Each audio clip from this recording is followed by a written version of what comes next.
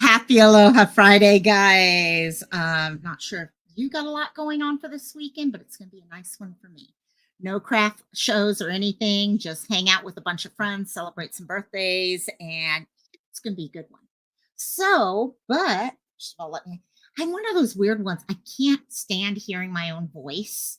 So I know I have to have the earbuds in to hear a lot of things, but I can't stand it. So I'm like, okay. But anyhow, lot of updates this week.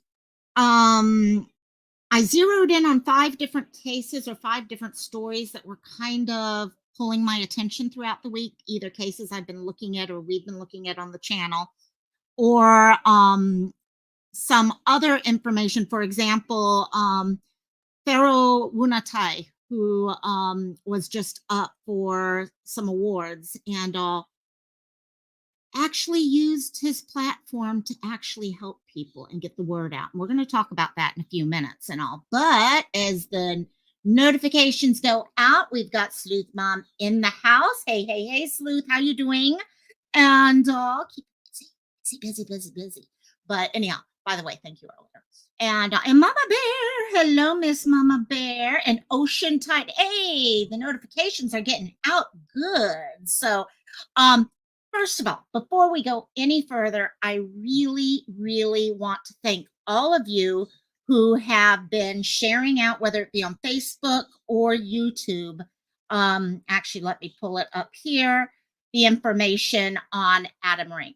I really want to thank you guys.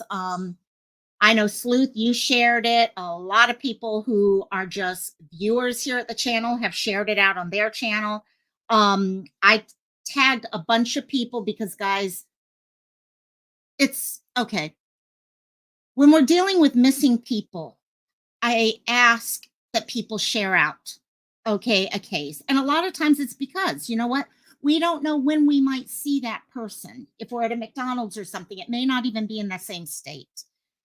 This one took it on a totally different level of full force fear for the potential new victim that may pop up. And we're going to talk a little bit about him. I've got a couple of articles, videos that we're going to go watch and all. But my concern here is this guy can be anywhere. He may be in Alabama. He may be on the West Coast. He may honestly be out in the middle of nowhere. And the only way we're going to find him in those cases is to connect with someone. And that's why I really want to take a second to say thank you. I've seen how many people have been sharing it, and I really want to say thank you for that. Yeah, Sleuth, and that's the thing. He's on the move. And as you hear the rest of the story, and we are going to go through, okay, it's going to be a little later in this live, but we are going to go through the full story here, okay, or as much as I can pull together quickly. And what worries me is he knows how to hide. He knows how to go out in the middle of nowhere and disappear. The thing is, he can't disappear if we have social media behind us. And what he did to these children, we do not need any other child having to go through this, be put into a quote unquote torture room. That is not my word. That's the word that's being shared out. So I really want to thank you guys so much. Anyone who shared that out. Ocean Tide, you've been sharing out. And see, that's it. And Ocean Tide, you hit something on the head. Each of us has areas that our platform is larger. And by platform, I just mean where you are more active. Even before I had a channel, I had a group of people who would, okay, be with me on Facebook. Okay, right now, YouTube is actually more of a platform for me than, okay, and Facebook would come in second. Instagram and all that I have, but I don't hit as many faces that way. I don't hit as many people's news feeds. And that's what's wonderful, Ocean Tide, is you know where you can reach people and you're getting it out through that. So thank you so much about that. And who else we got? We got our Cluck Cluck Chicken Lady. I saw that you're coming up with the end of your porch things. It's starting to get cold there or some. it's starting to get cold on the mainland. Talk about cold. I'm starting to get freezing in here. I have it at 68 degrees and it's a little chilly right now. So I'm going to turn that off for a few minutes at least. So thank you guys, all of you.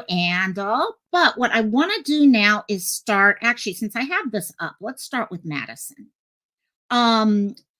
Real quick update on Madison. Madison, as those of you who saw Monday's live and were over on Sleuth when I gave an update on it there and kind of went through things quickly there.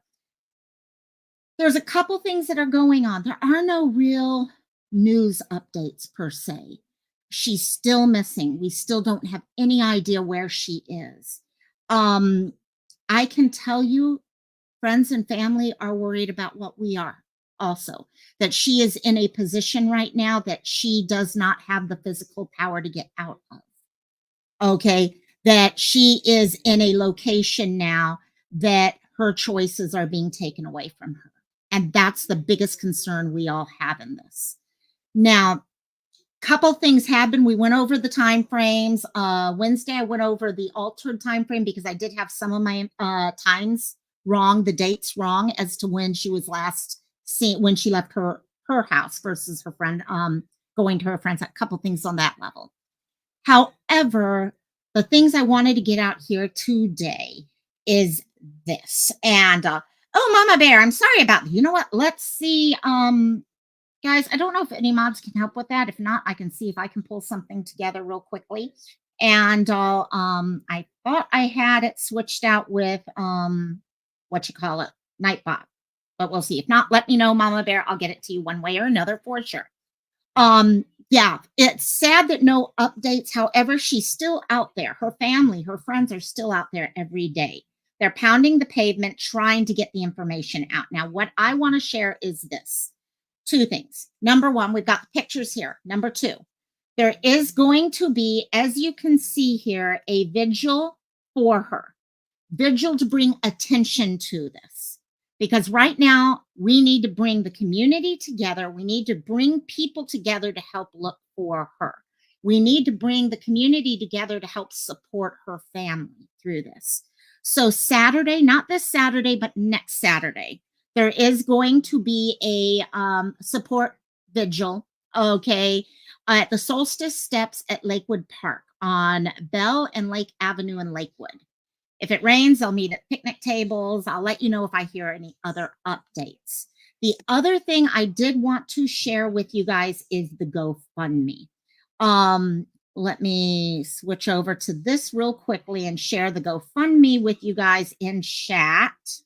Let me see. Oh, I don't want to save the link. No, I don't want to save a thing link, do I? No, I just want to copy. This is the link for the GoFundMe. Now, as you can see with this, and I've talked about this many, many times, when someone's loved one goes missing, okay, what ends up happening is family get thrown into a situation that they've never planned on. It's kind of like when you have an emergency, health emergency in a family or something.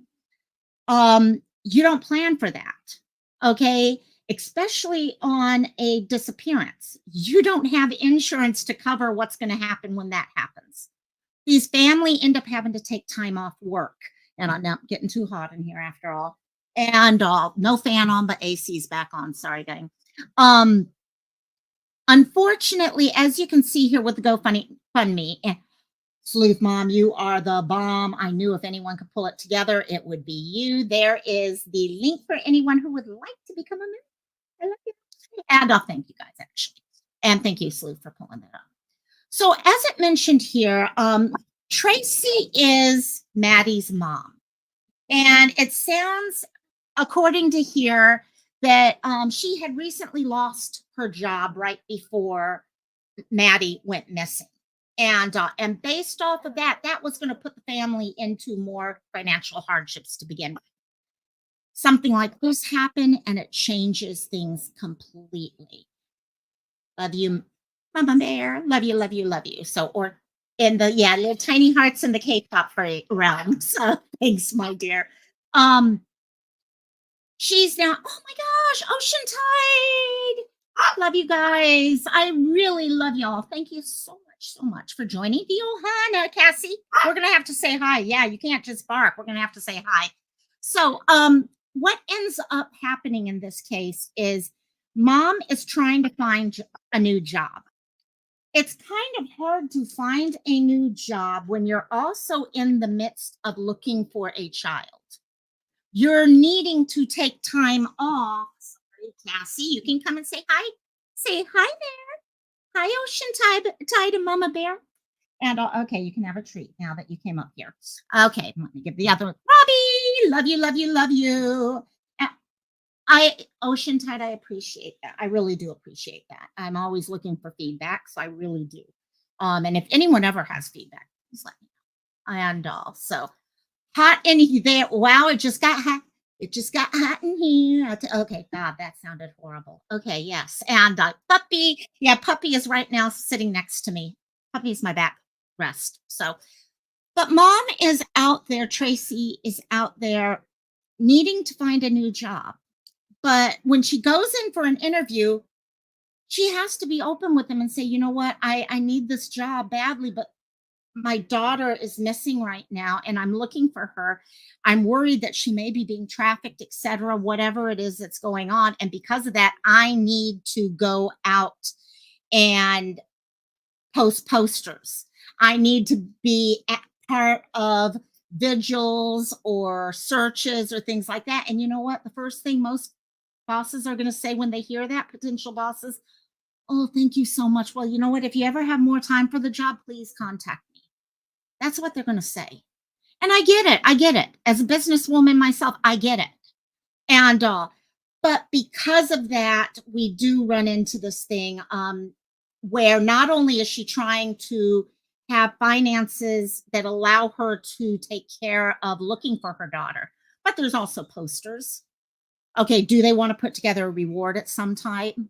All sorts of things. And we need to help them as much as possible. So if you have the ability to say, you know what, I can give up on my Starbucks for today and send $5, please consider doing that. If it's something out of your heart that you'd like to help with. And who did just walk in? Yes, Robbie. Am I getting ready to strip down here? Is that it?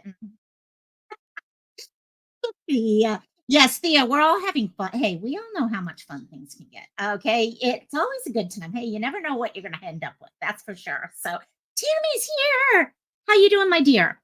So if you guys can help with that, if you happen to be in the area and would like to participate with the vigil, please consider that.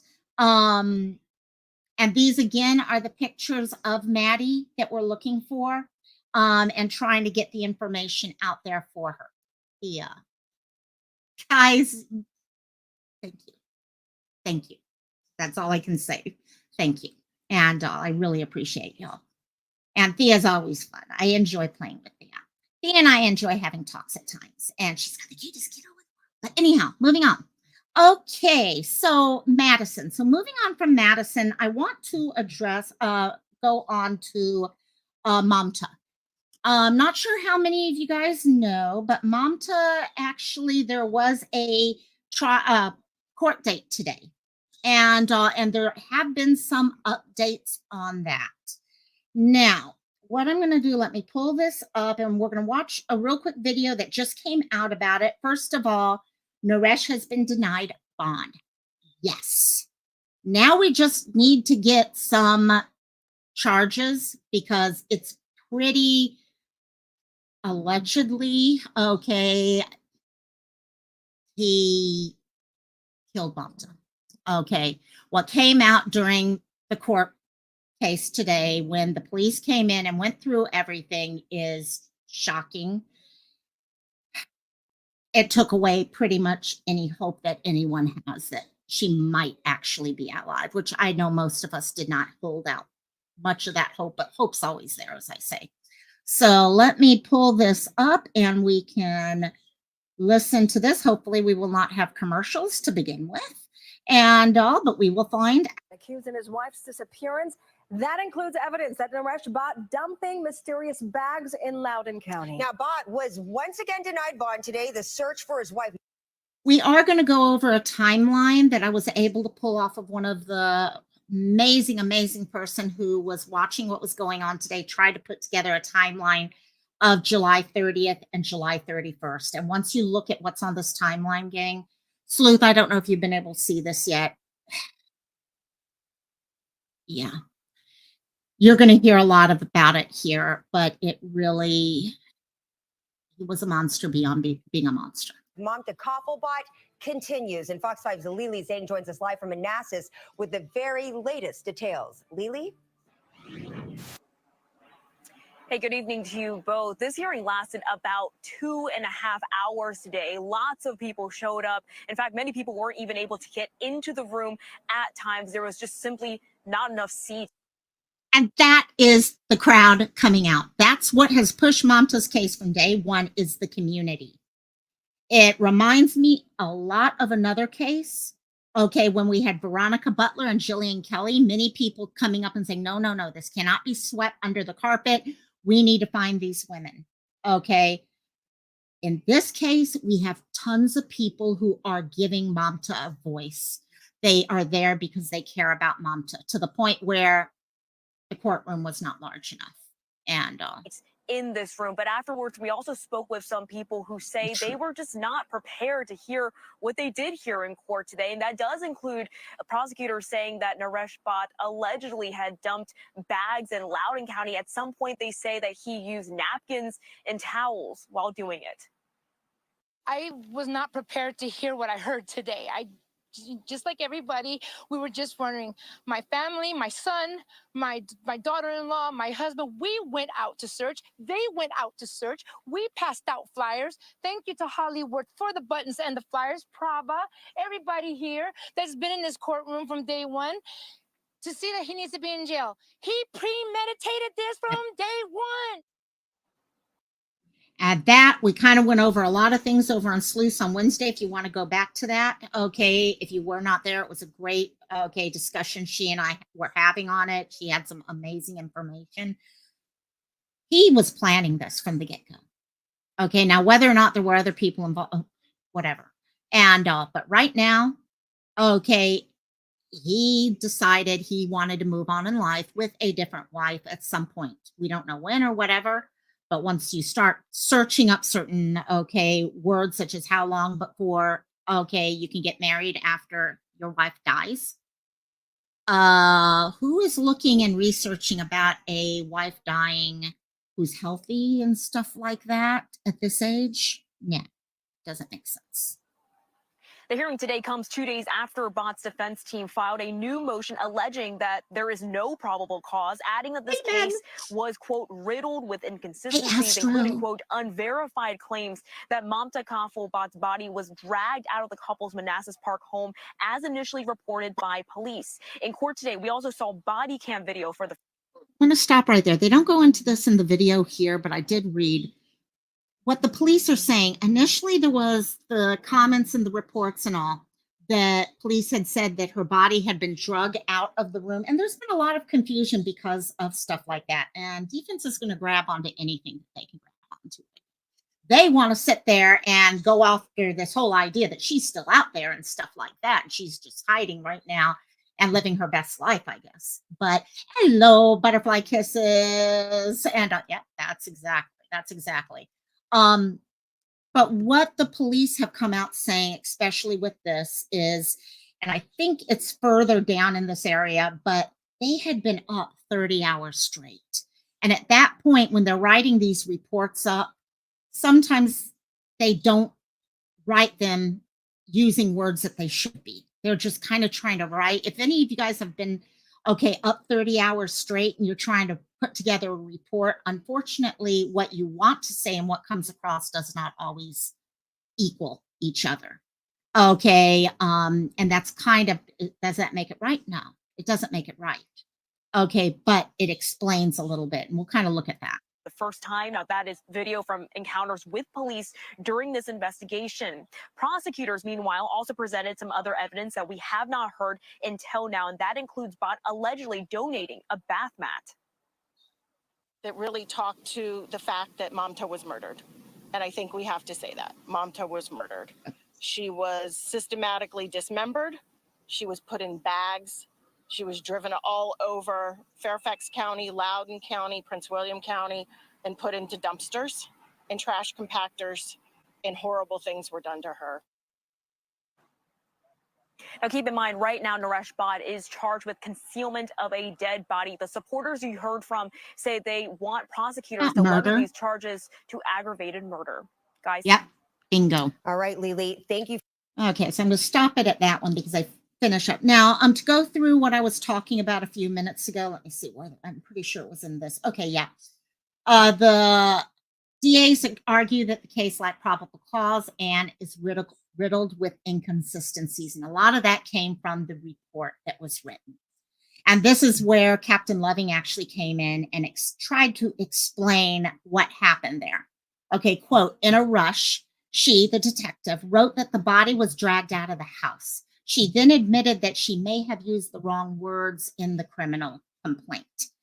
Loving went on to say the detective mentioned she had worked more than 30 hours straight when the complaint was written, and that that could have led to poor choice of words.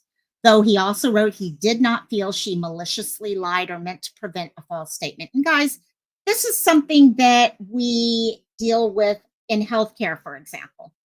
Okay, nurses a lot of times will work double shifts, and you get up to that next one and you're like, no, that's going to put you at 24 hours. We cannot have you do that. Because if we push you to that level, you're not going to do something maliciously, but you're too tired and you're going to make a mistake. And we don't want to put you in that position. And that's kind of what happened here. Okay, and it does say how many times, let me ask you guys in chat, put a 1 in chat if you have ever found yourself watching an interrogation and you hear the detective say, I have been up for 30 hours straight. I haven't seen my children in 3 days. Put a 1 in chat if you hear that when you're watching interrogations or things like that on YouTube. Okay, I think I have an idea. I know what the answer is on that because I know I've done it. And Ocean Tide. Okay, Tammy has not. Astro one. It's something, yeah. I watch them all the time. A lot of times while I'm falling asleep, I'll watch them. And because a lot of times they're 3-4 hours long and it's a great way to fall asleep for some reason. And so Tammy, I'm trying to remember, she was 37. Okay. Oh no, he's 37. She was 30. Who remembers the exact age of Mamta? I do not want to give a false age on that, but I know it was in the 30s, but I can't remember. They have an infant, which we are going to talk because we're going to go over the time frame. So we do have some things they are looking right now that hopefully these charges will be taken up to aggravated murder rather than just hiding a body. And no need for sorries, my dear, whatsoever. I actually need to find out myself. Okay, actually, if I don't know the answer to that, I need to know the answer too. So I really appreciate that. Yeah, I don't remember either. We'll find out though. I have a funny feeling we'll find out. So what I want to do real quickly is, let me see if I got there's no pictures here within it and all, but some of what I was able to find on her. There was court today, and we know bail. Nope, Naresh is not getting any bail. Okay, no bail in this case for him. He continues to sit there and say, oh, I think she's still alive. She's out there and all this stuff. So today was the chance for a lot of what the police and detectives have found. She was 28. Why was I thinking she was in her early 30s? Wow. Thank you for checking Ocean Tide. Keep going. Love you, my dear.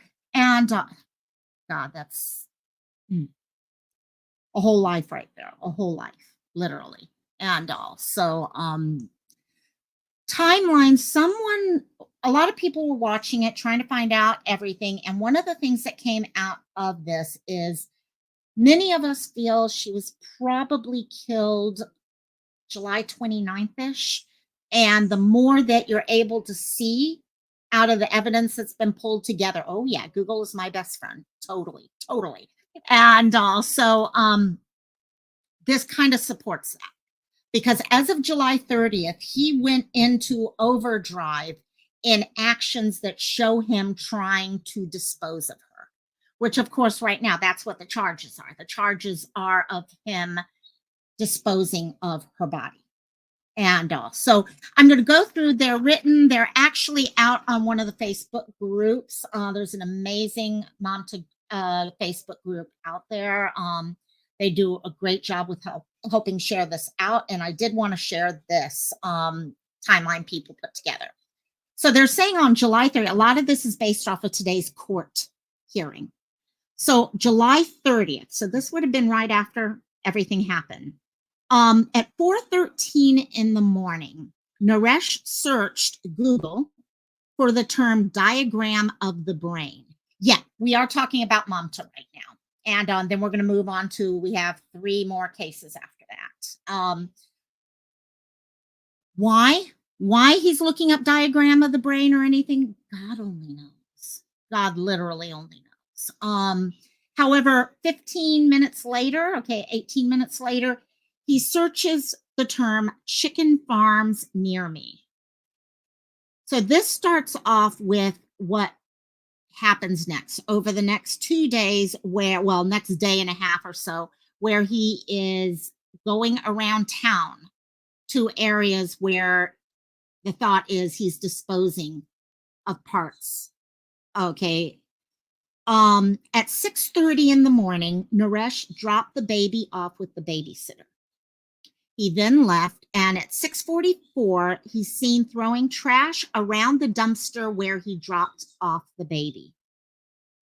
6:53, a few minutes later, he returns home. He's at home from 6:53 to 8:12.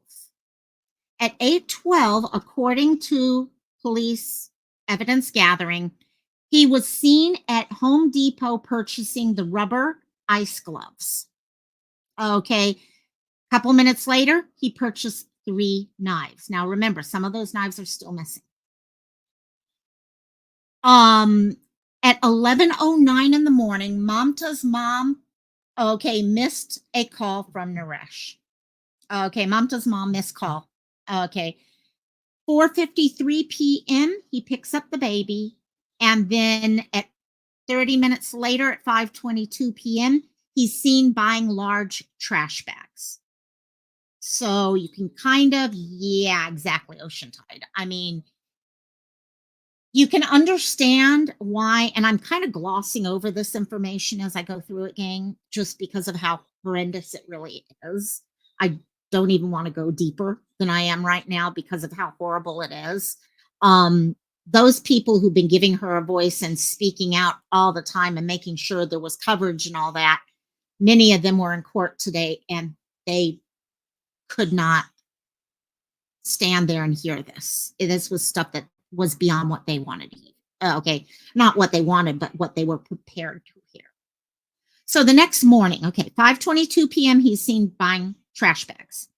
Now, we don't have anything else from investigators now until 1:30 in the morning on the 31st. So 5:22 p.m. to 1:30 in the morning, 8 hours later.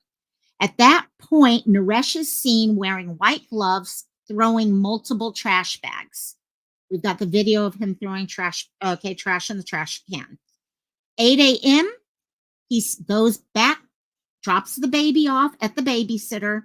The babysitter reports that he looked nervous and kept looking around during that drop-off. 8 a.m., finished dropping off the baby. Next thing we know is 1:47. He's seen buying cleaning supplies at Walmart. At 5:30, he's seen throwing trash bags from his Tesla around the neighborhood. Now, you guys know, police are trying to get the information from Tesla about where he went. If there's any vehicle you do not want to perform a crime with, it's a Tesla. That is not they're going to be able to get everything everywhere he went from that car. And so he's throwing trash bags away around the neighborhood. An hour later, at 6:30, he goes back up to pick up the baby from the babysitter. Okay. During the day, he used over 150 gallons of water in 1 hour. Now think about that. Okay, let me check. How many gallons of water does a swimming pool use? Gallons of water in a home. Let's go Olympic size swimming pool, because we all know how big that size swimming pool is. Okay, so an Olympic size swimming pool is 660,000 gallons. Okay, he used what, about 1/6 of that? So he filled up about 1/6 of an Olympic size swimming pool with water in 1 hour. This is not water that was just dripping over the course of a couple days or something. 1 hour. When does anyone use numbers like that? That is, holy smokes, exactly. He's not very smart. He is so not smart, even though he thinks he is. Okay, he's got a little bit of a personality complex in my eyes, allegedly, supposedly. Yeah. Naresh also asked one of his tenants to help him move his bed. August 1st comes the next day, and he goes to the cafe at Liberty gas station and was seen dropping a bag in a donation bin. So my suspicion is he's got clothes in there. Now, whether or not he washed those clothes and then try to get rid of the clothes just as a secondary backup, because hopefully if someone sees, okay, but even if there was blood or anything on those clothes, most places that are connected to donation places would probably, unless it was really, really bad, they would probably not do it. They just throw it into unusable thing. Yep, he donated the bath mat with the blood on it. That was part. Yeah. And so see, you got this thing where he's trying to show these things one bit at a time. I would like to know, did they find more than the bath mat though? Because I'm thinking there's clothes there too. That's just me and my thought process. I may be wrong. Hey Kim, how you doing, my dear? And but that's what, because he's definitely getting rid of anything and everything. And his idea is, and you can see it now with him saying, well, she's not around, so she's just off on her own or something like that. This is the type of guy who feels out of sight, out of mind. That's basically his thought process. My pup sisters, they're driving me crazy. This one keeps coming up to me and scratching my leg while I got another one. The other one's hiding behind clothes over there. So they drive me crazy. If you're going to go to if you're going to go to multiple trash locations, why not throw the stuff away? He's just, he thinks he's smarter than he is, which in a way is great, because I have a funny feeling when we start hearing his interviews, he's going to be one of those who is telling on himself completely, because I think he honestly believes he's above everything. Okay, that he is smarter than everyone else. He's more, put together than okay. All my opinion only, but yeah. And he's a total idiot. That works really well. Additionally, on July 31st, he contacted dumping contractors, likely trying to find out, when will trash be picked up next? Okay, his idea being, if I could get down, he's a narcissist. He definitely is a narcissist. I am no a psychologist or anything, but I'd put money on that, just in my own opinion and from what I've seen. And but he made all these calls to find out, okay, I need to get rid of these different bags and all, and I want to get rid of these bags in a place where they're not going to sit long enough for someone to come and find them. So I want to make sure I'm going to these places when they're going to pick up. And that's the thought process there. And then the police also went back to February, when there was evidence of domestic violence going on in the house. There were witnesses who were able to confirm this. So all of this came together today. And the best bit of news of the whole thing is, yeah, no bail, no bond. Okay, he can try all he wants. We're not going to give him the chance to do what Adam Renk did, which is what we'll talk about in a few more, okay, after 2 more cases here. But we're not going to give him a chance to bond out and then run away, especially with him having international possibilities here. Okay, we've heard of too many cases recently. Okay, Matt Kojikari, we've got now Renk, all these people who are running on it, and it's not happening. So that's where we are on this case. I think there are 2 more hearings set for next week. I'm not sure what they are. Let me see if there's anything about. No, nothing else as to what the next ones. Let's see. In the letter, Captain Loving said the detective who wrote the complaint was in a rush. We went through that part. In court Friday, body camera videos from officer encounters were played. They went through the timeline, which we just kind of went through. It was also revealed that Bhatt was allegedly spotted in Loudoun County with garbage bags, sometimes using towels or napkins to dispose of the bags. Okay, so think about that. If you're going to throw away a bag, you just grab that bag and you throw it. He's literally using towels, napkins, and stuff like that so that he's not touching them as he throws them away, is how I'm reading that, at least. Prosecutors allege he also disposed of the bath mat, which we talked about. The supporters of Mamta Kafle said the evidence heard Friday was shocking and they were not prepared to hear some of the graphic descriptions. And they're hoping we will see charges of aggravated murder coming up. So hopefully next week we'll have some updates on that case for you guys. I know Sleuth is covering this like a champ right now, so please keep an eye on her. Which is what's wonderful. Most of her lives are done earlier in the morning when I'm sleeping. And also for those of you who have different time schedules, it's perfect. And also, what I want to bring up next is something I saw in the entertainment field. And I wanted to bring this up because Stella, how you doing, my dear? I love you. I love you. I love you, my dear. And also, DeFaro. I'm not sure how many of you guys know who DeFaro is. He is an actor who was on the red carpet for a nomination for an Emmy. Reservation Dogs. Hey, no problem. Didn't get notification. No problem, my dear. Sleuth's Link. Yes, you should be able to get Sleuth's Link here. Let me see. It will definitely pop up at some time, but we will see if this will work. Let's see if that works. If not, it'll pop up in a second. I know Christella can help us out with this. Thea was here earlier.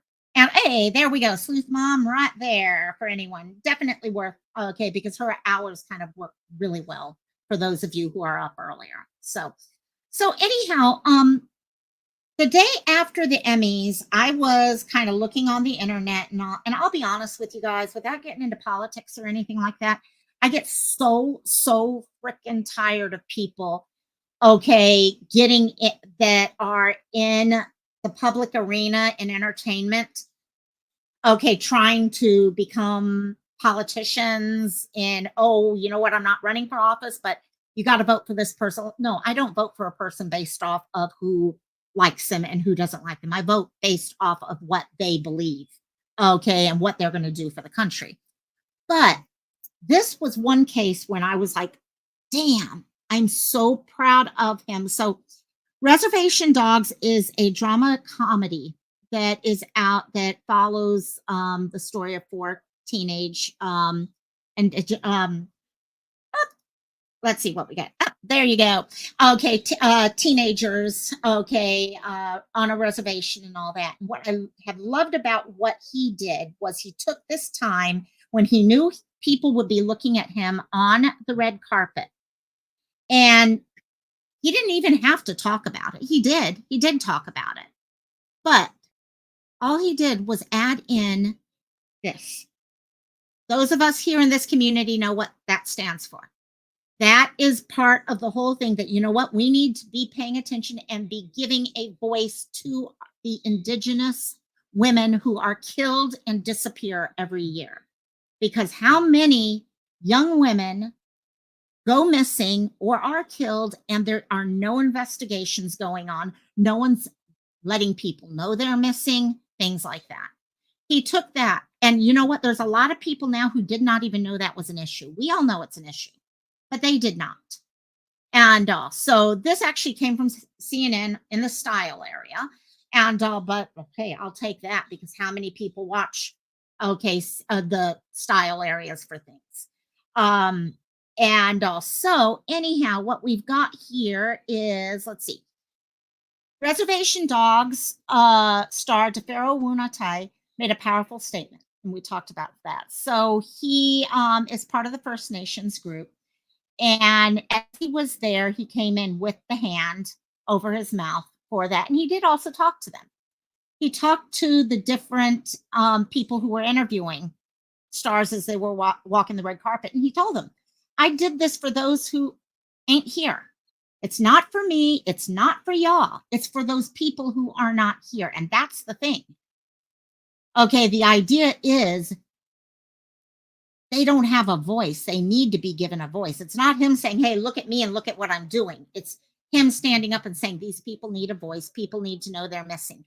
The murder rate for women on reservations in the U.S. is 10 times higher than the national average. There's no excuse for that. And if the murder rate is 10 times higher, the arrest rate should be 10 times higher, but it is not. Okay, murder is the third leading cause of death for Native women. Murder. Okay, we're all of these things that people could die of. That's what it comes down to. It's murder. And many times, yes, I'm sure it's DV. I'm sure it's other things too. Okay, it's just a totally different thing. Yes, the missing is much, much higher. Okay. And the problem is people don't, I think to some degree, and I may be wrong, I think a lot of that starts when we're in smaller communities. A lot of times we don't want to speak up, because if you speak up in a smaller community, more people can figure out who you are. Okay. So it's hard to have that anonymity, and they need to have that anonymity when you are reporting things like this. And this is actually one of the reasons why I started the channel, is because I remember Gabby being talked about, and no one was talking about all these other cases.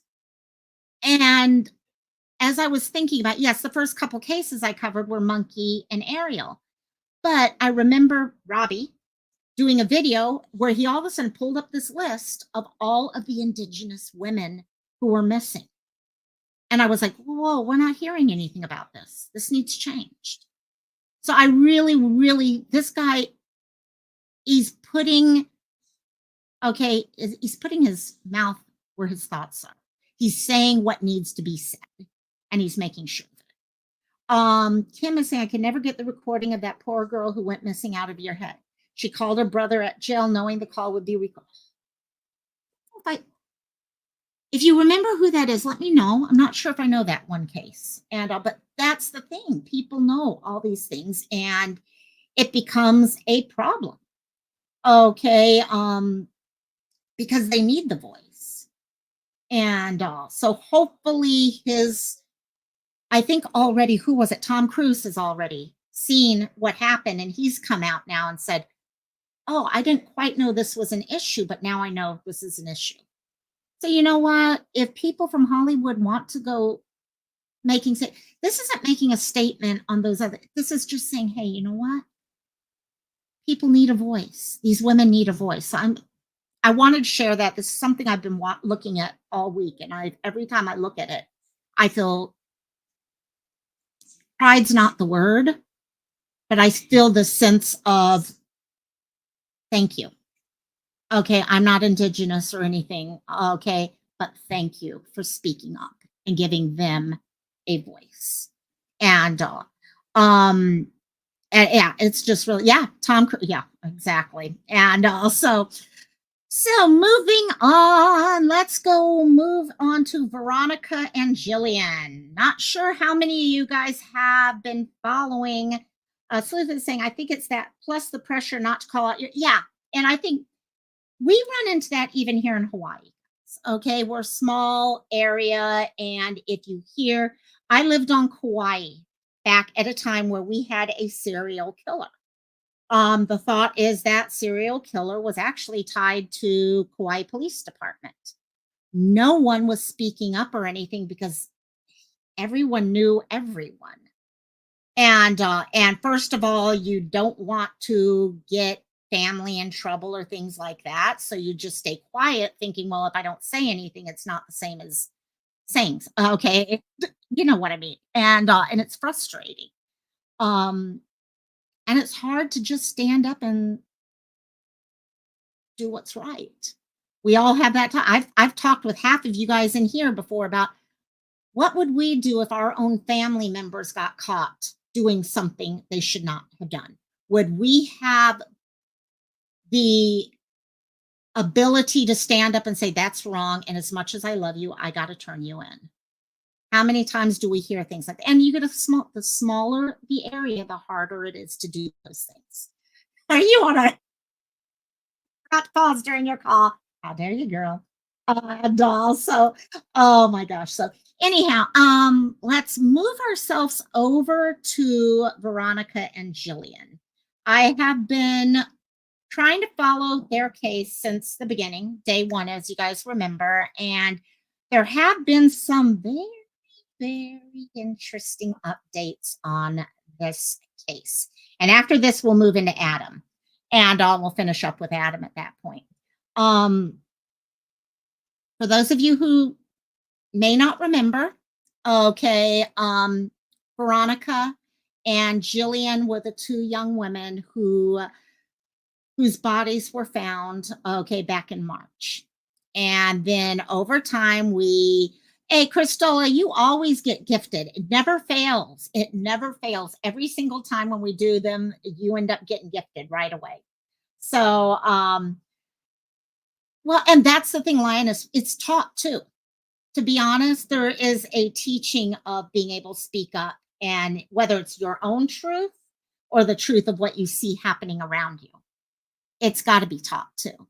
And so anyhow, these two were found dead, and as we started discovering over time, these 5 wonderful, amazing examples of humanity, and all were the ones behind their death. And I say that very sarcastically, in case you couldn't figure it out. But if you remember what was going on in this case is that we had, okay, Veronica was going to visit her children, and Jilian had joined in, okay, as court oversight, and because of concerns and yeah, all that. Well, Grandma decided to take everything in her own hands. She's like, no, no, no, I want these kids. And if I can't have these kids, I'll make sure I get these kids, is pretty much what happened here. Hey, Kathleen, how you doing, my dear? And so she pulled her group of friends together and put together this whole planned murder. I mean, completely planned out. And what's very interesting that is now coming out, we all kept wondering, who would be the first person to turn on everyone else? You got 5 people. It's going to be very hard to keep 5 people from turning on each other. Someone would at some point. At some point, someone's going to speak up and, okay, tell the truth of what happened. And I think we are seeing this here.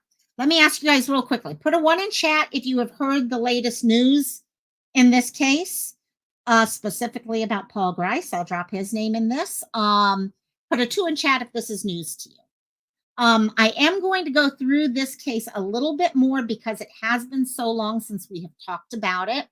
And I wanted to make sure that for those of you who may have forgotten, Okay, so this is news for a lot of you guys. We're finding a lot of number 2s in here. So perfect. So on Wednesday, there was a case called where we have the 5 people, the 5 defendants. Judge decided to put in an order for those four of the 5 to be consolidated. Okay, to consolidate those cases for the preliminary hearing. Okay, which they did do. However, interesting, there's 5 people. What happened with that final one? Well, the final person decided to waive that preliminary hearing.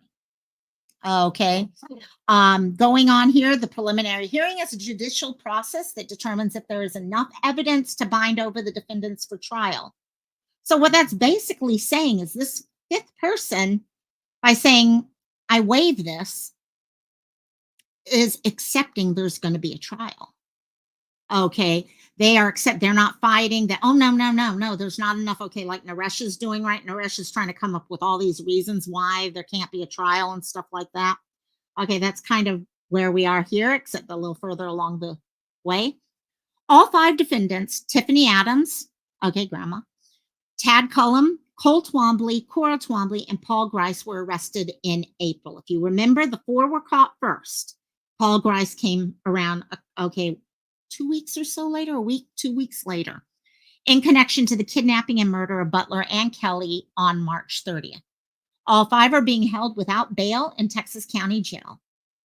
Adams, Cullum, and both Twomblys were arrested on April 18th. Grice was April 29th. Okay, so 11 days later. After 6 court appearances for preliminary hearing conferences, status hearings, motion dockets in which numerous motions were filed, 4 of the accused were scheduled to appear for a preliminary hearing at 9 a.m. December 17th in Texas County. On Wednesday, Grice, that 5th defendant, filed a motion to waive his right to a preliminary hearing.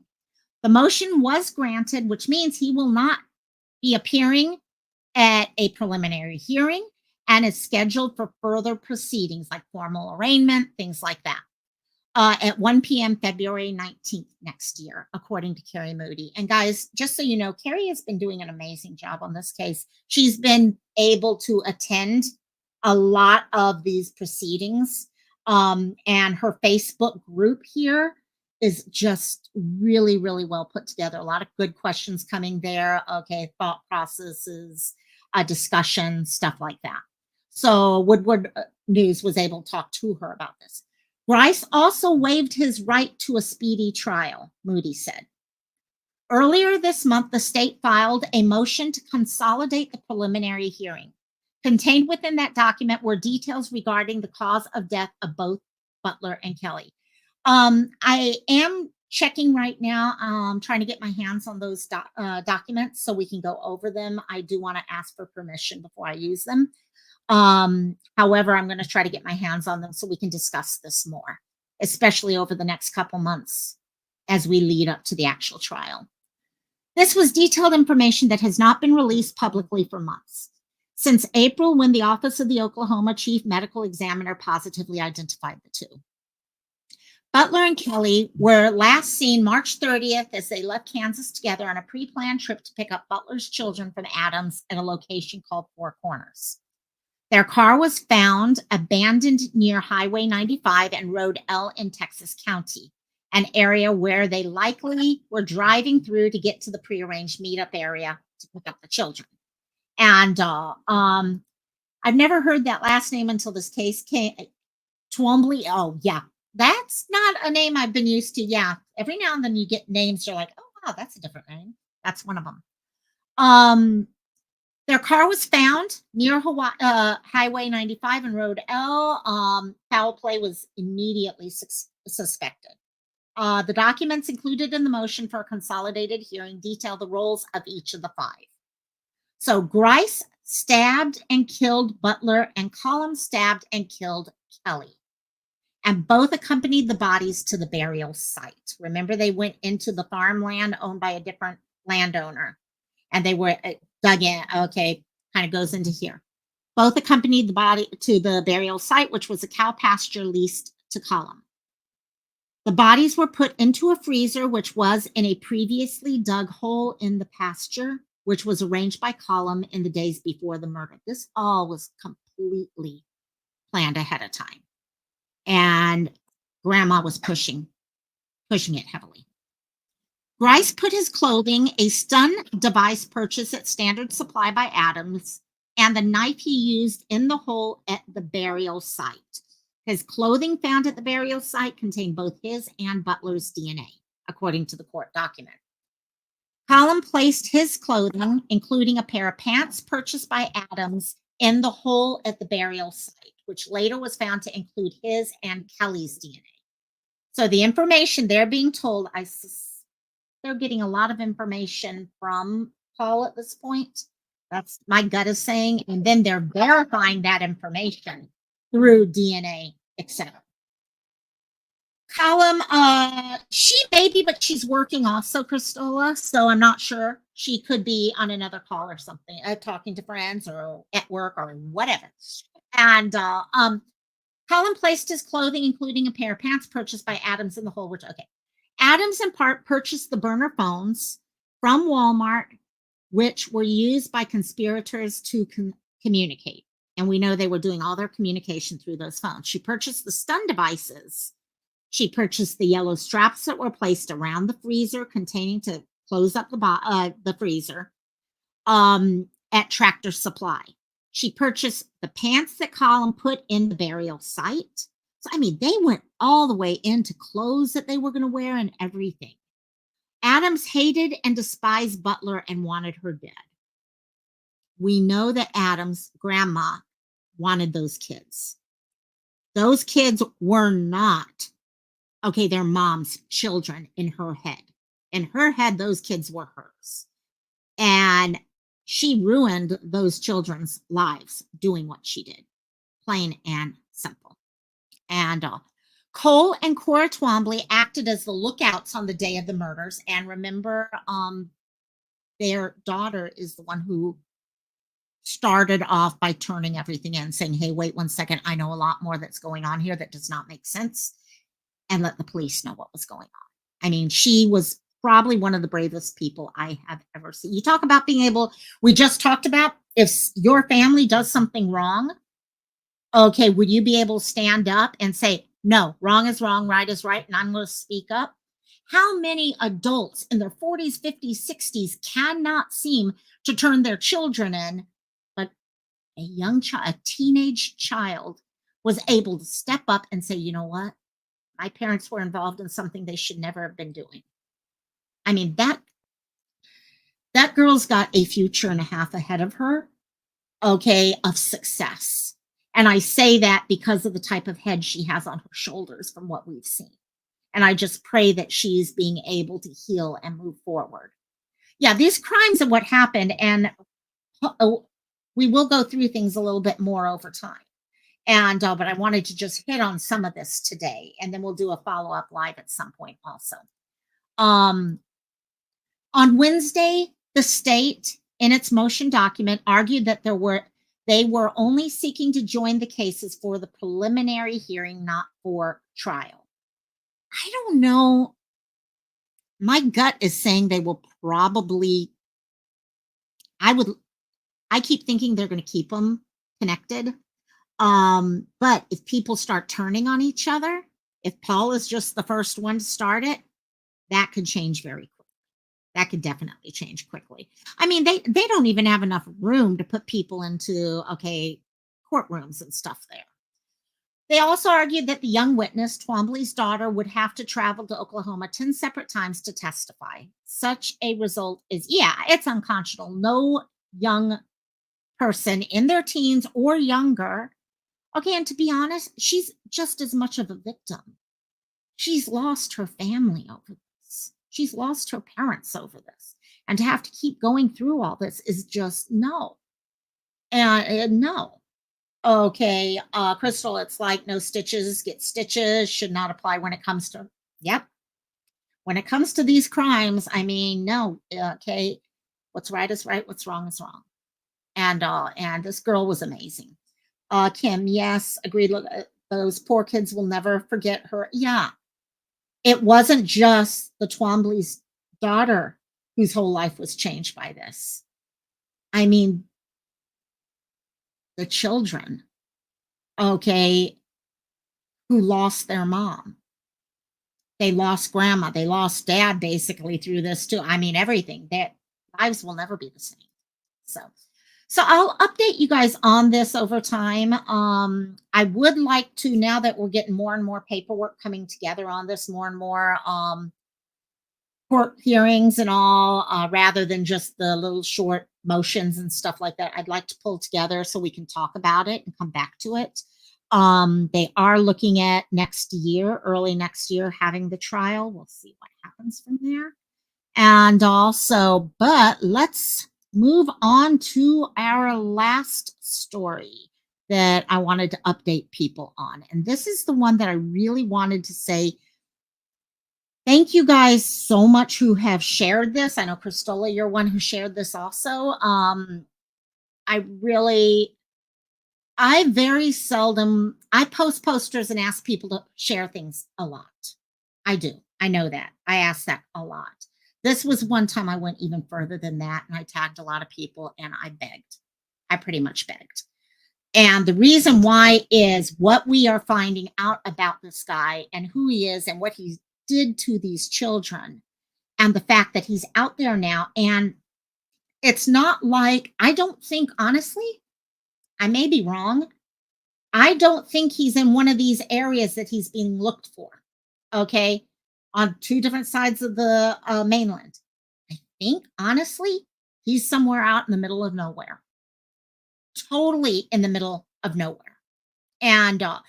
And what worries me is the fact that we've got young children going back into school right now. And especially out in the middle of nowhere, kids may be waiting for a school bus or something like that. And this guy drives by and they don't know about him. And that's what scares me. So anyhow, this is Adam James Renk, or Dean Renk. We're going to watch two videos in just a second about him to give you a little bit more in depth about who he is. He had been arrested. Okay, he had been arrested for pedophilia. He had actually, basically, from what we're getting, had taken, I think it was a 12-year-old and put her in a torture room where she was hit. Okay, for gratification. Couple other things and all that. He was arrested. So was his girlfriend. His girlfriend is now still in custody. What happened was, that's why you watch your, yeah, no, I agree. Hands down, I agree. I'd be the same way. He was in jail. He bonded out. When he bonded out, it was before they found out that he was already being looked into by another state. And unfortunately, by the time they gathered all this information and all, he bonded out and he ran. And that's why he's on the run now. You got the U.S. Marshals, everyone involved. And that's unfortunately where the problem is. Ocean Tide, they did not know the extent to which his crimes had gone. And so what I want to do real quickly is pull up, I have two articles. I was only going to play one of the videos on it, but both of them share some information. One interviews his next door neighbor, his neighbor. So you're able to get a little of information from listening to her. The second one, though, brings in the second location and explains exactly what happened there. So sure I got this all up, and let's play this. So this was actually 3 weeks ago, guys. And this is why I asked for the help for sharing this out, because how many of us did not even know about this until yesterday, 2 days ago, Wednesday. And yet this has been a news story for 3 weeks now, and all for different reasons. And all. So let's go. Happening right now for a Mobile man accused of multiple sexual abuse charges. Adam Renk is wanted by Mobile police and the U.S. Marshals Fugitive Task Force. We first reported on Renk last week when he was arrested and charged with sexual abuse and the torture of an 11-year-old child. Now, he has since bonded out. Fox News reporter Ariel Mallory is in the studio now with more details. And Ariel, you spoke with a neighbor who says she's just shocked about all this. Yeah, I did, Lenise and Shelby. Now, she didn't want to be identified, but she says she never expected to hear these accusations about her neighbor. Now, she told me. Could you see finding out your neighbor, someone in your neighborhood, has done the type of stuff this guy has done? I mean, to know something like that was going on, to what if you had children? Think about the conversations now. See, it's not just those that were affected by it.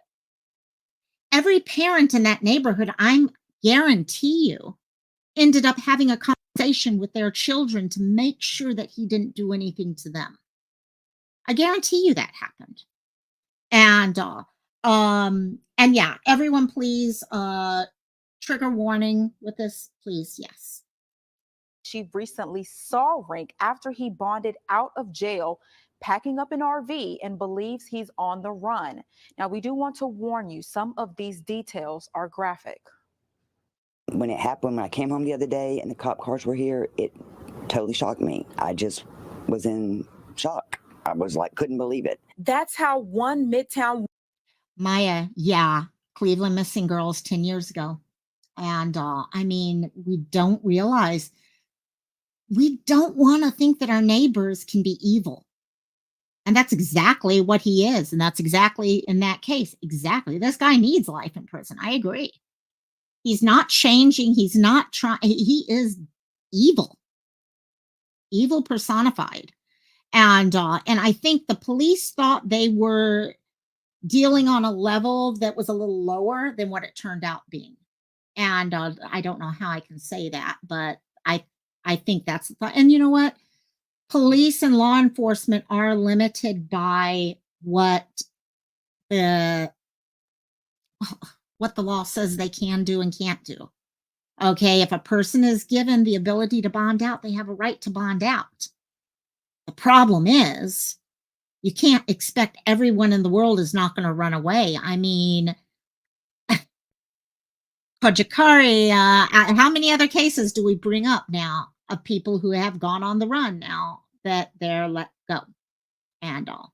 Woman responded to the disturbing allegations about her neighbor, Adam Renk. Renk is actively wanted by U.S. Marshals and the Mobile Police Department for several charges of sexual abuse, with possible new charges. Renk was arrested twice this month on charges of sexual torture and abuse. According to court documents, Renk had a torture room at this home on Coventry Way and strapped an 11-year-old girl to a wall. Documents say Renk hit the child with a paddle for sexual pleasure. A neighbor says she never suspected this alleged behavior.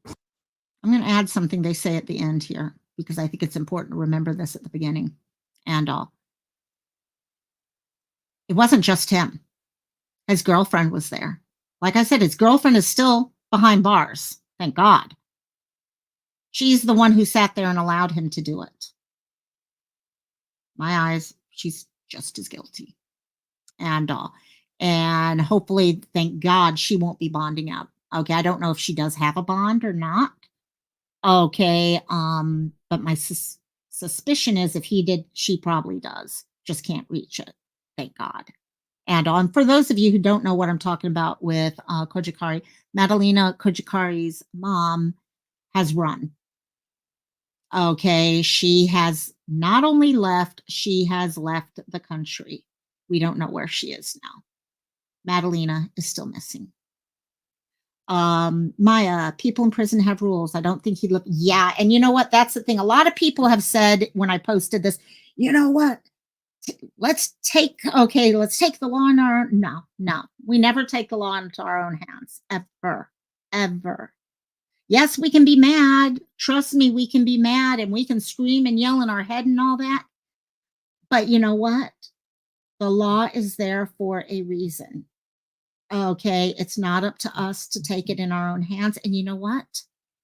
I'd rather him be put into prison than someone, taking things into their own hands and ending up in prison instead. And so we've got we need to make sure that, yeah, what you say, Maya, is the truth. Okay. I agree. Ankle monitor. I don't have any idea how the hell he got out without a ankle monitor. I mean, there should have been tracking on him. I don't get it whatsoever. Did he have it and was he able to get it off somehow? I don't know. And it's something I think a lot of us are going to be kind of trying to get some information. And yep, that girlfriend is just as guilty. Just as guilty. Never. I mean, very quiet. Like I said, no parties. Had very few visitors to his home. Just like I said, it was a shock. The thing that freaked me out was the torture room. I couldn't believe that. It was like, wow, you know, you would think that you would see some signs of that. Another out-of-state law enforcement agency contacted MPD after seeing Renk was arrested. We're told they had new information about the cases in Mobile. Police say he bonded out of jail before they could add on the new charges. Those charges include first and second degree sodomy, as well as first and second degree sex abuse. The neighbor says she believes he is on the run. I came home. And that's the problem. Unfortunately, you can have cases happening in multiple locations. And when you have someone like this who knows how to hide and blend in, it's very easy for them just to pick up, travel to a new location, and start over. The problem is, while this location is investigating stuff and things like that, this location doesn't know about it. And that's exactly what happened there. I know a lot of people have talked about having, is there a way that you could have, when things are being investigated at that level, have it on some sort of system where it can be tracked from across the country, so you can tell when things like this happen. Hey, JP, how you doing, my dear? And she either has no love for her child, or, you know what, girl, it kind of, to me, it's like the whole thing with Jen Soto. I mean, I've been watching the videos, listening to the audios and stuff like that, and I'm like, what the absolute F? I mean, to sit there, the gall that she has, to sit there and say, oh yeah, no, I accept that he was doing this with her and all, but I can't believe he'd do something evil. Excuse me, CA forcing a child, whether it's force or not, because a child can't consent to do what that poor girl had to go through. Does she really think that's not evil? That was just as evil as killing her. Yeah, don't get me on that one. Okay. Yeah, here we go. The other day, and the day after he got out of jail, and he came home, and he has a little RV over there and a Jeep, and he was frantically packing it. Him and his girlfriend were packing. They packed up and they pulled away. Investigators also arrested Natasha Steele and charged her with aggravated child abuse. According to police, Steele allowed Renk to paddle the girl. Now the neighbor hopes Renk will turn himself in. Turn yourself in. I mean, you need help. Now, court documents say, and I'm going to kind of skip us over to the next article within this one, but just as a reminder, as I'm pulling that one up, okay, this is the vehicle that he had a YouTube channel here. It's still up, okay, where he would renovate RV, okay, trucks, RVs, things like that. And this vehicle, this picture in the lower left is straight off of the YouTube channel. That's the vehicle that he is supposed to be in right now. Okay, it used to be an ambulance. It's got solar panels on the roof, which you can see in the picture to the right of it. And yeah, there's so many cases out there that are just so horrific. And it's just, oh gosh. And but yeah, so that's what we're looking at there. Now, I want to pull up one last video that kind of pulls in this with what was going on across the country. And guys, the reason why I'm pushing this so freaking hard is because of the fact that this guy is the type of guy who will be anywhere on I'm saying the island, anywhere in the country. Okay, he He's the type of guy who knows how to go underneath. Oh, here, I'll pull this up again. Look at this. He looks different in every single picture there. He's a chameleon.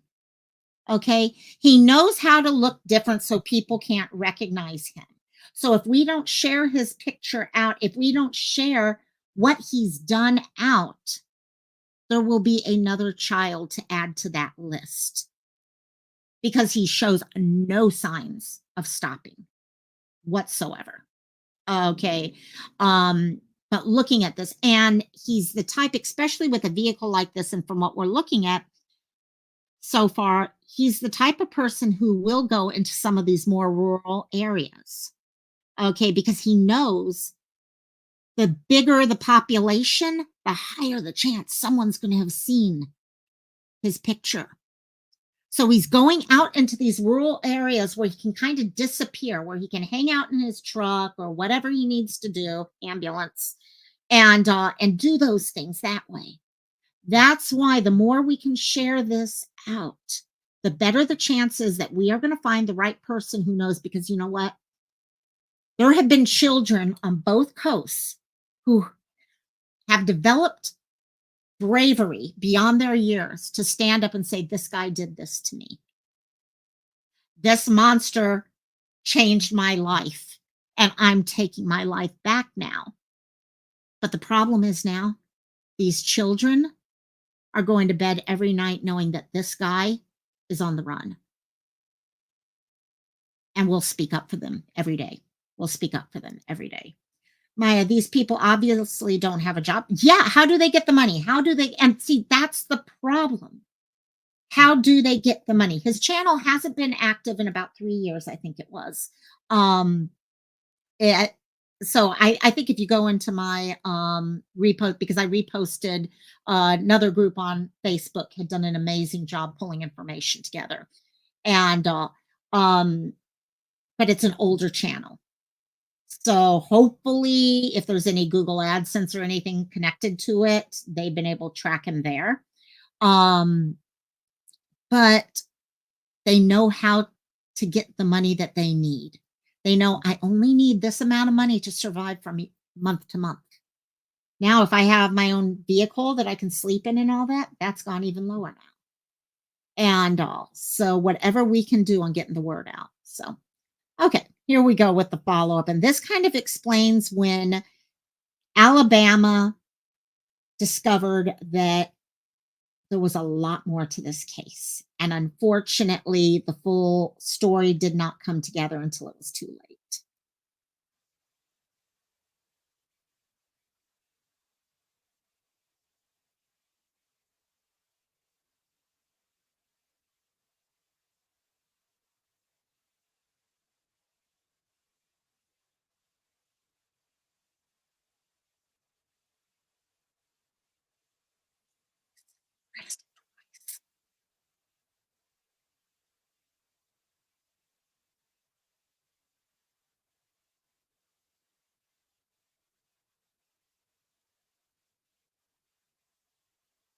You heard that, months.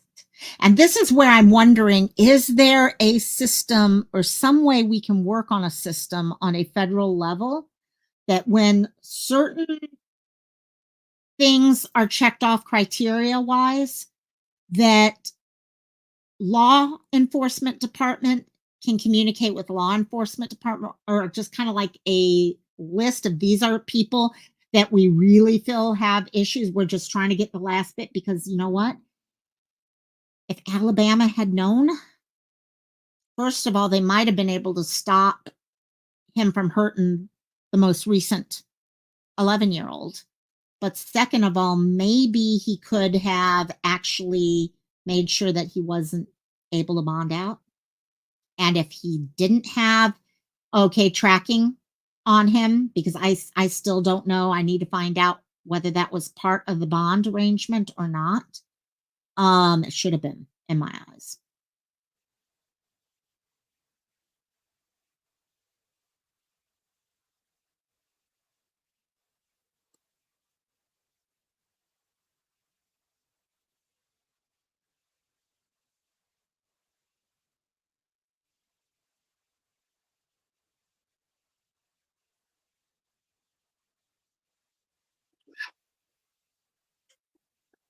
Look at all that land in between.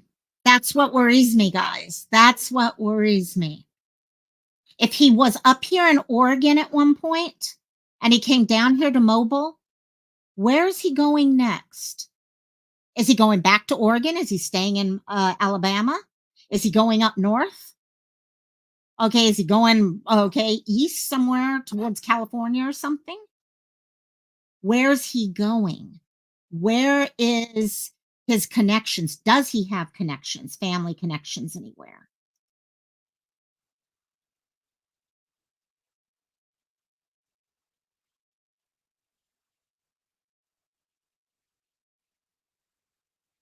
Exactly.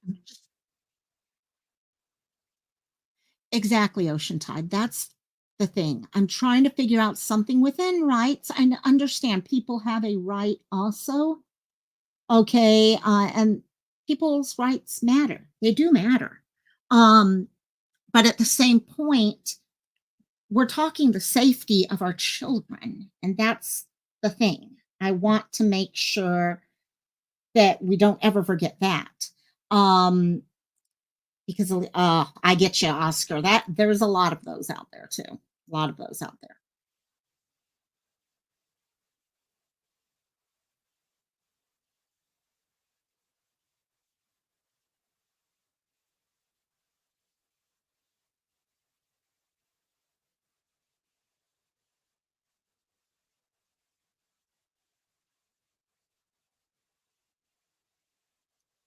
So when I hear that, sorry, I'm pausing it so much, but when I hear that he bonded out before the new charges were able to be added, were they planning? And these are things I still need to look into and stuff like that. Were they planning? Were those charges in the works? Or is that something that has since become in the works? Because that, if those were in the works and he bonded out before they were able to make them happen, that's even more frustrating. Because then that's telling us we need some sort of system in place to say, hey, we've got new charges coming. Nothing happens until these charges come into play. We'll explain those charges later, and then they get 48 hours or whatever they need to get them into place.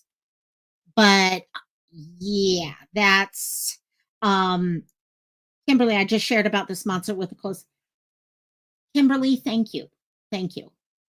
And I hate asking people, but this one's too important. I mean, this is too important right now. And yep, these sickos need life in prison. Agree.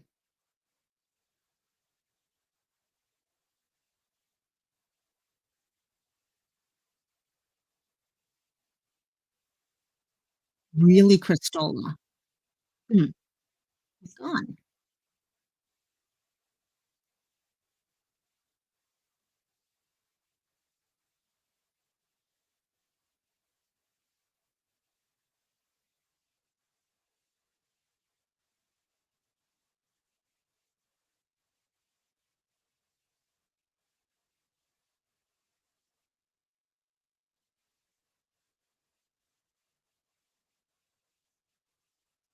That's changed, guys. This was 3 weeks ago, and I'm going to stop it right there because I don't actually. After that, we get some information that's more dated, and all. But it was some of the better videos because I'll be honest. Since then, all the news stories I've seen have literally been 30 seconds, 45 seconds. Okay, nothing more, and it didn't have the more detailed stuff. So Cristola is saying, I saw where he was seen leaving Alabama. Was it up east or west? Because, and that's the issue. I mean, could he be in an area that's full of woods? Could it be someplace out in the middle of a desert? Could it be someplace out in the, okay. I mean, I think he's most likely somewhere where he knows he can hide. Okay, he could just blend into the background. No one's going to think twice about seeing a converted old ambulance sitting by the side of the road in this area. And that's why it's important. He could be anywhere. And I just can't get the thought out of my mind. Sleuth's the first one who mentioned this. A child at the school bus waiting for it to be there. And just because they're now at the age, first of all, they live in an area that's considered to be safe or whatever, and they might be 11 years old, same age as this other child. So they're sitting by the school bus stop or a bus stop or whatever, and this guy drives by. No. Oh yeah, exactly. I would not want to be him if he did that. That's for sure. So, yeah, and that child would likely be considered a run. Yes, yes, exactly. I mean, these people are smart enough to figure that part out too. Okay. When you get a 5-year-old or a 6-year-old disappearing, Amber Alerts come out and all these other things happen. But you get, what I hate to say it, because I'm seeing this number getting lower and lower and lower, where it used to be, oh, it's a 16-year-old runaway. Now it's like, oh, it's a 12-year-old runaway. It's an 11-year-old runaway. Literally. I'm seeing it here in Hawaii where people are labeling someone a runaway because they're 11. No. No. Did you have a nightmare about him? I'd believe it. I would freaking believe it. I mean, anyone, thank God I don't have children. I mean, this stuff scares me enough without having children of my own.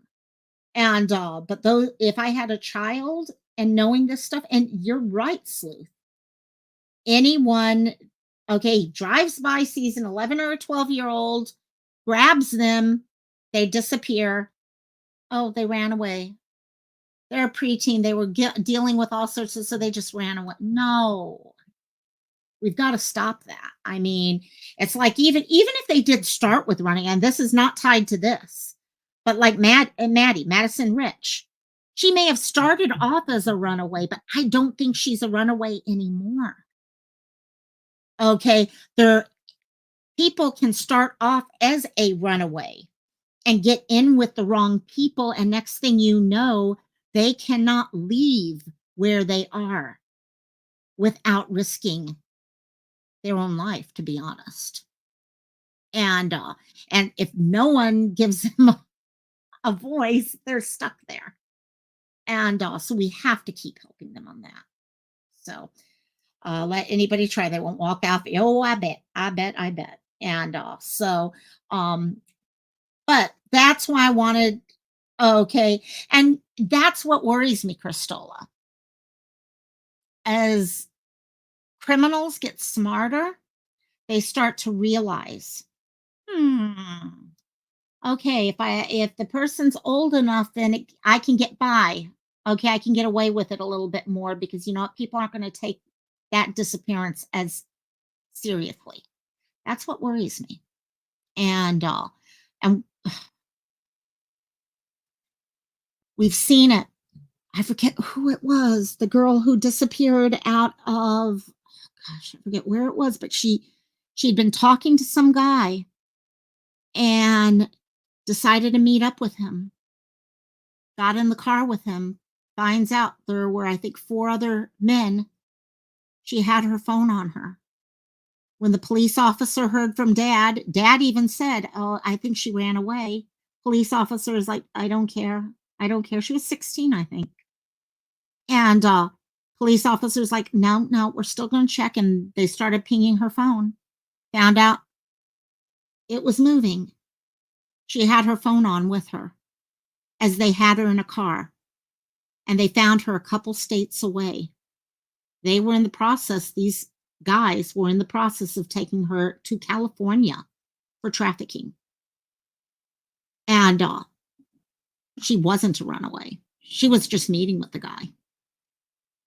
And so, but thank you guys so much. We got a lot of cases that are having updates and stuff like that. And hopefully I can kind of keep you guys up to date with it. Again, if you know of any cases that are getting updates over the course of the week, please help me out. If you're on Discord, let me know. If you're on Facebook, let me know. Because it truly does help me come Friday when I'm like, okay, what cases have had updates this week? And then I'm able to just go in there and pull some information together. So, but if you guys can help us again in getting this out, help us again with sharing out Madison Rich here, because I'm really worried about her. Okay, from the Cleveland area, outside of the Cleveland area, if we can truly help. And for those of you in the area, if you can help out with just being there for her vigil, so we can bring awareness to her. And there's also, let me see if I still have it ready to paste. Here's the GoFundMe from her that will help her family right now as they are trying to keep her and her search at the forefront of their lives. And all. So, is that cop from Maryland to California to get a teen? The cop was not a perp in it. Actually, the story I just told you, all 5 were illegal. All 5 that had her in the car were illegal. The cop was actually the person who was like, nope, I'm not going to treat this as a runaway. We're going to go look into it. He was an amazing, amazing guy, if that's what you're trying to ask. Oscar, sorry, no cantina and everything. I've got a lot of work that I've got to work on. In fact, this is part of what I am working on, is a bunch of stickers for the next craft fair. Oh my God, I just made a mess of them. But yeah, I'm making them. Got a lot of stuff and getting ready for Christmas. And I do, though, tied to that, I did want to say real quick before I log off, and I'm happy you brought that up. Welcome, welcome, welcome to our 2 new members. We have Mama Bear and Ocean Tide. I really appreciate you guys joining our group. Thank you so much. And yeah, I love you. You know that. And I really do appreciate you guys, because all that stuff does help me. So anyhow, I'm going to go pick up the stickers that I just dropped on the ground. And I have a new stitch painting that I finished up the other day. But yeah, I got to go get all of these fun little ones put away so I could sell them at the next craft fair.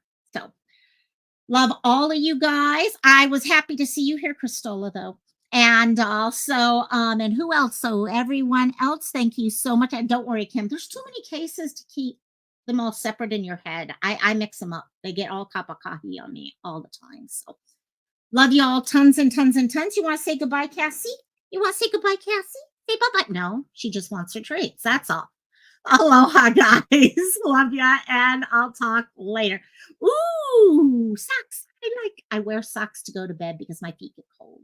So I will definitely like that. I'll get cramps in my legs because my feet get cold. So I love that. Aloha, love you, and mahalo, or thank you, as we say. Aloha.